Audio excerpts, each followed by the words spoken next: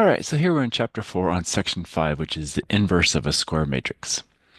So the identity element for multiplication for all sets of square matrices of order n is the square matrix of order n denoted by I, with ones along the principal diagonal, which is the upper left corner being the first one, everything below it 0, and then just diagonal down to the bottom right corner is ones, everything else is zeros.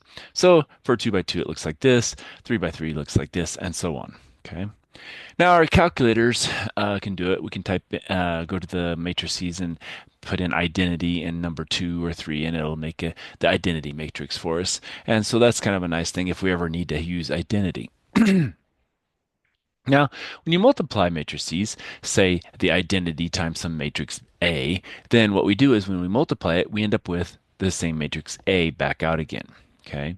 And it works both ways. If we start with the A multiplied by the identity, then we get A back out. So it doesn't matter which order we do it, as long as they're that, it's 3 by 3 and this is 3 by 3. What's going to happen is you get A back out again, no matter which side you use the identity on.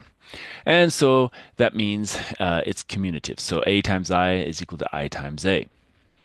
Now, what about this one? If we take this identity times this matrix, we get out the second matrix, basically this one. But what happens is when we go the other way, it's not going to be as nice. It's not going to be just a 2 by 2. It has to be a 3 by 3 to be able to get it to work because this is a 2 by 3. So this has to be a 3 by 3. So then you get a 2 by 3 out and then you get your identity. So sometimes when you multiply the opposite way, your identity is going to look a little different. You're going to have a 2 by 2 instead here, whereas here is a 3 by 3. So when matrix A is an n by n matrix that is not square, it's possible to multiply A on the left and the right by identity matrix, but it's, like I said, it's not the same identity matrix. And so when multiplication is possible, though, IA times I is I times A. Now we're going to restrict our attention to the square matrices because we're going to look for eventually inverses and things like that.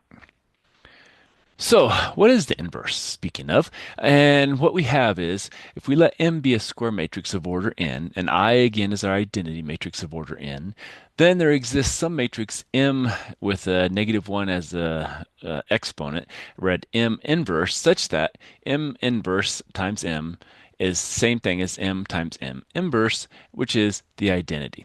Okay, so M inverse is called the multiplicative inverse of M, or more simply, basically, our inverse of M. Now, if no such matrix exists, then M is said to be a singular matrix. So then it's not, you can't find an inverse of it. And that does happen. All right, so let's stop with that, and then we'll come back for some more.